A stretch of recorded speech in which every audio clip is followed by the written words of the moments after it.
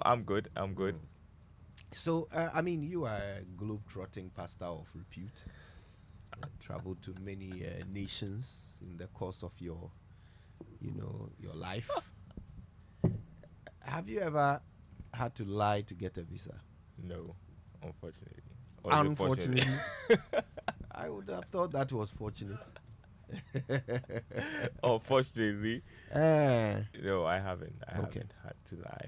but this is a more interesting question. Actually, this is more common.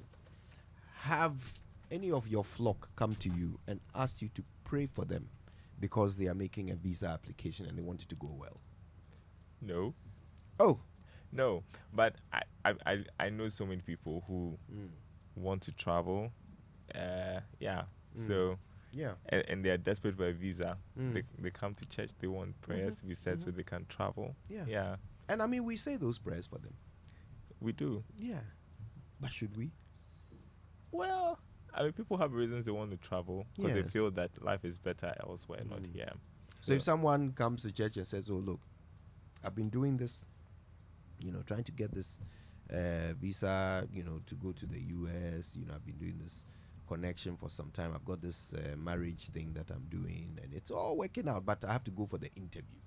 So please, Father, pray for me, so that the interviewer will look favorably is he going upon to my is he application." going to lie during the interview session Well, about stuff? he's doing a visa application based on marriage, and it's a connection according to the person themselves, the This is traveler tricky. himself or herself.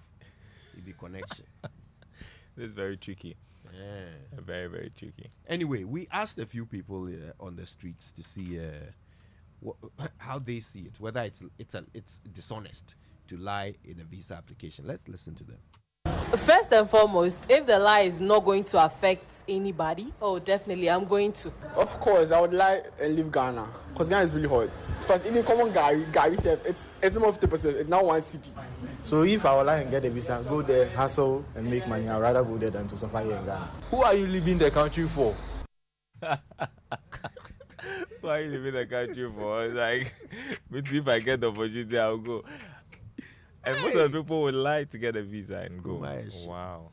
This explains why that young Nigerian man, is catching so much flack on social media, because he granted an interview to the BBC in which he actually said, and admitted that most or many West Africans, Nigerians in particular, Mm.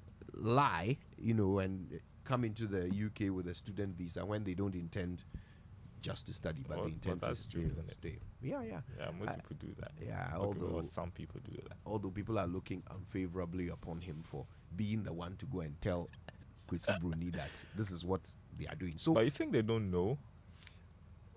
listen, No, I just, you have to understand that in some parts of the world, it's not just enough to know something. When there is evidence of it, then they can take actions. yeah.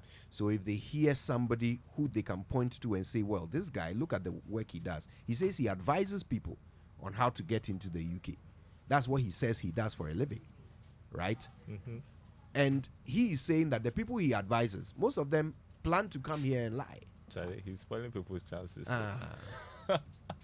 Anyway, so people are not happy with him. But I think it is important for us to turn the microscope on ourselves. Yeah. Are we just inherently dishonest when it comes to this? Do we believe that it is okay for us to be dishonest?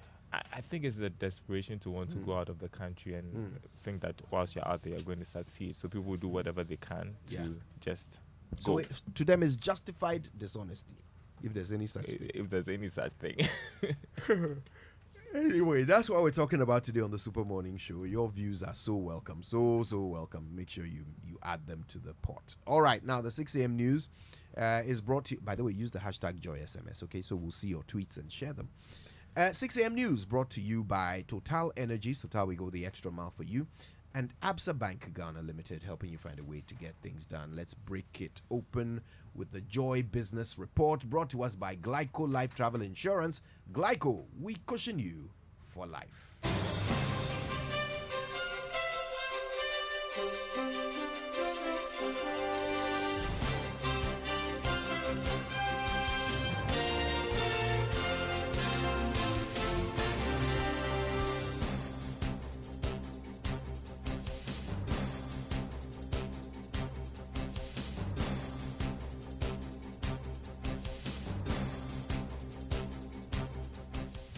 Good morning and happy Friday, everyone. Welcome to the Joy Business Report. Coming up this morning, Ghana's economic program with the IMF to be submitted to Parliament for scrutiny and approval. We have details coming up. Also, decision by Bank of Ghana to prohibit distribution of dividend to bank shareholders, a good move that will cushion banks. That is a view of senior finance lecturer at the University of Ghana Business School, Dr. Benjamin Amwa. We'll hear from him. And board chairman of GMPC, Freddie Blade, defends decision to allow Petro SA have 7% shares in Jubilee Oil Holding Limited.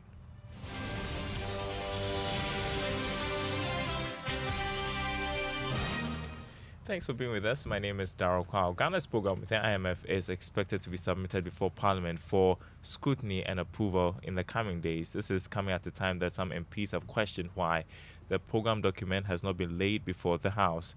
Western representative of the IMF, Dr. Leandro Bendina, has been given more details on government's next line of action.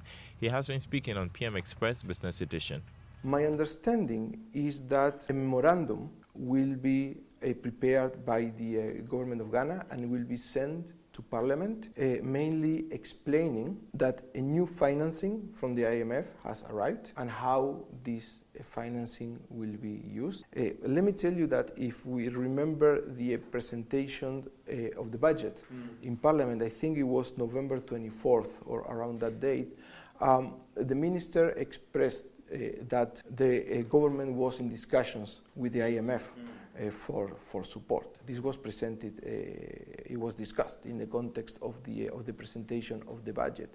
And then, as part of the prior actions, the Parliament has actually passed certain revenue measures. So in that sense, the Parliament is well informed. You had Dr. Leandro Medina, he is IMF resident representative, and remember to catch a repeat of that conversation this morning at 11 on the Joy News channel. A senior lecturer of finance at the University of Cape Coast Business School, Kwawu, has said that transparency and effective communication will be key in inspiring the needed confidence during and after Ghana's 17th IMF program. According to him, the lack of clarity in communicating government policies contributed immensely to the dip in confidence in the economy. Mr. Kwawu further called on government to ensure transparency. He has been speaking on Joy Business Social. There is one condition that is saying that policies must be properly communicated. So government should have a communication strategy that the policies that they have must be communicated to the stakeholders, Ghanaians, businesses, and other agencies that are working in the country. And so, but what we need is transparency. You had Sarah Kwawu, senior finance lecturer at the University of Cape Coast Business School, speaking on our weekly online engagement show, Joy Business Social. Now, the CEO of the Ghana National Chamber of Commerce and Industries, Mark Bedu-Abuaje, is asking government to use a media budget review to present some policies that will bring relief to businesses affected by recent taxes introduced under the IMF program. He maintains that businesses will be looking out for some mitigating measures from government to protect their operations from the harsh economic conditions. Mr. Bedu-Abuaje says government must work to restore confidence as the country implements the IMF program. Now let's begin to think about the mitigation measures from the conditions that will be coming to us. You realize that there's a lot of difficulties ahead of us, and these things are going to impact on the activities of businesses. So businesses thrive in a certain environment. We are hoping that with this IMF deal, inflation will come down. With this IMF deal, the cedi will gain more and be strengthened against the major trading currencies. With this IMF deal, the central bank will respond positively by reducing the policy rate, and the lending rate will also come down. The private sector is ready to take up and expand if all these things that I've spoken about, all these conditions are favorable. That is where the economy. Mark Bedu-Abuaje, Chief Executive of the Ghana National Chamber of Commerce and Industry. Now, Senior Finance Lecturer at the University of Ghana Business School, Dr. Benjamin Amwa, has said that the decision by the Bank of Ghana to prohibit banks from distributing dividends to shareholders to help meet recapitalization plan is a good move. Reacting to the directive, Dr. Amwa said the decision will help restore stability and help banks to withstand financial shocks in the future. It is right for the IMF and BOD to tell the banks that, no, hold on, the environment is not so good now. Liquidity is threatened within the space. So instead of you to go ahead and pay dividend, retain the dividend and use it as your first line of action in the need to increase your capital base. So it is not good news for the shareholders or the owners of the banks, but for the purpose of the industry and for the purpose of maintaining the stability and the resilience of the banking sector, it is indeed a good move. If not, then these banks will first pay the dividend and they will then have to go and source for capital. Should there be a capital call on them from the central bank? And that will be more expensive than to use their retained earnings. Dr. Benjamin Amoy, Senior Finance Lecturer at the University of Ghana Business School. The board chairman of the Ghana National Petroleum Corporation, Freddie Blay, has been defending his decision to offer some 7% shares in the Deepwater Tunnel Oil Block to a South African firm, Petro SA. According to him, Petro SA is already a partner in the disputed block and therefore has legal rights to take part in any share acquisition by their former owners under DACO. Freddie Blay was speaking to journalists in response to calls by some 29 civil society organizations for the president to sack him. There's definitely a disagreement over it. And it started 2021. They still knocked on our doors. Indeed, let me admit before you, the media, that the minister had already told me that no, we will not do that. I says, well, it is a difficult situation. In that case, deal with the minister, your counterpart in South Africa. And why I deal with the South African chairman and so forth over it? So that it's an America. Because after all, we are all shareholders of the DWT share structure of the oil. Now, over 7 months, it's not happened. So I proposed that in that case, instead of them going, they said, they were telling me they were going for arbitration. And I proposed to them that please, instead of going, let's talk about it. But 7%, let's say 50-50, 3.5. Freddie Blay is board chairman of the Ghana National Petroleum Corporation. You are listening to the Joy Business Report. Teleshopping has been a solution to many businesses to thrive. In Ghana, the space is regarded as cost-effective and one that brings comfort to consumers. Now, let me tell you the story of Ghana Store, a Ghanaian teleshopping company that brings advantage of teleshopping to the everyday life of Ghanaians and bent on creating employment. Here's more.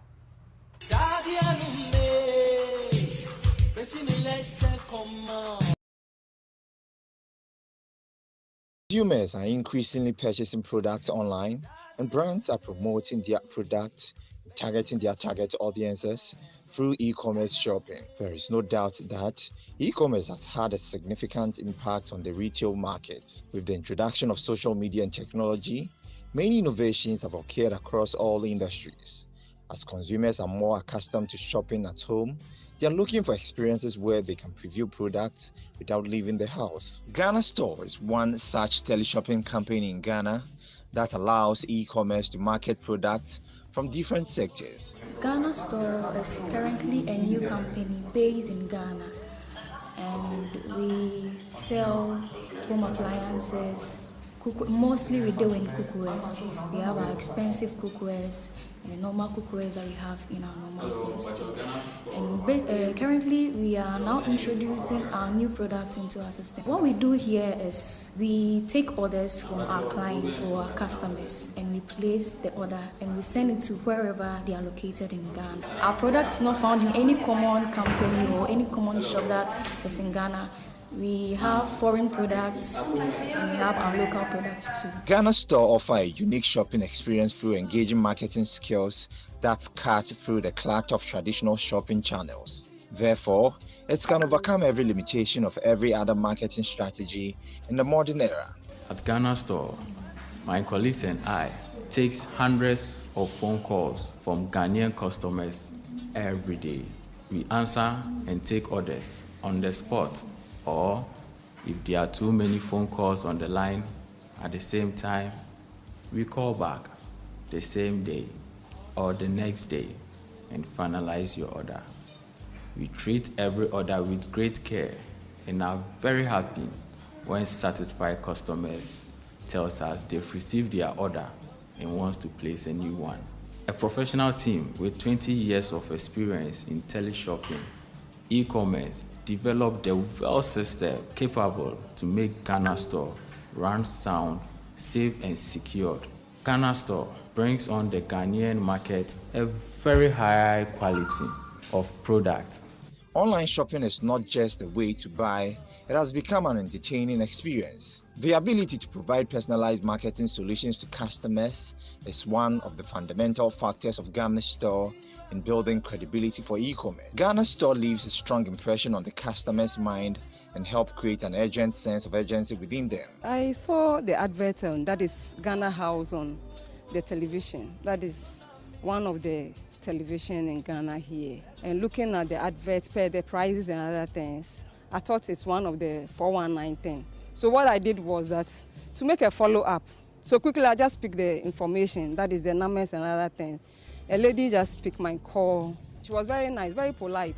Ghana Store uses data-driven marketing and data analytics in building strategies to develop an effective communication with its customers. Interesting stuff. And well, as we head out, let's check the markets for you this morning. On the commodity market, crude oil open trading at $76 a barrel. Gold went up by more than $7 trading this morning at $1,948 an ounce. Cocoa selling at $3,017 a ton after increasing marginally. On the currency market, the dollar going for 11 cedis 50 pesos. On the forex or retail market, the pound going for 14 cedis and the euro selling at 12 cedis 10 pesos. More news on our website, myjoyonline.com/business. Thanks for listening, everyone. The Super Morning Show continues with Kojo Yankson. Do not go anywhere.